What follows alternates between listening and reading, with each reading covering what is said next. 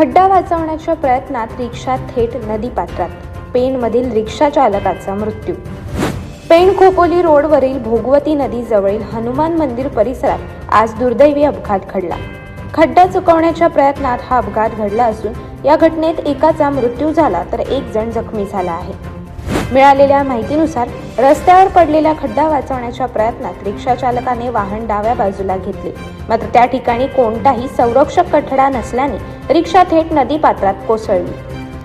त्यानंतर रिक्षा चालक एकनाथ किंजवडे यांना पेण उपजिल्हा रुग्णालय येथे नेले असता त्यांना मृत घोषित करण्यात आले, तर भूषण पाटील हे गंभीर जखमी झाले असून त्यांच्यावर पेण येथील म्हात्रे हॉस्पिटलमध्ये उपचार सुरू आहेत।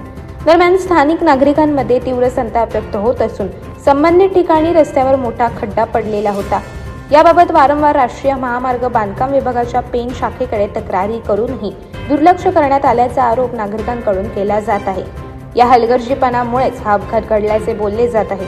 या प्रकरणी पेण पोलीस ठाण्यात गुन्हा नोंद करण्यात आला असून पुढील तपास पोलीस करत आहेत। अनेक घटना आणि बातम्या जाणून घेण्यासाठी सबस्क्राईब करा आमचे YouTube चॅनल केबी न्यूज आणि इन्स्टा पेज कृषीवल न्यूजला फॉलो करा।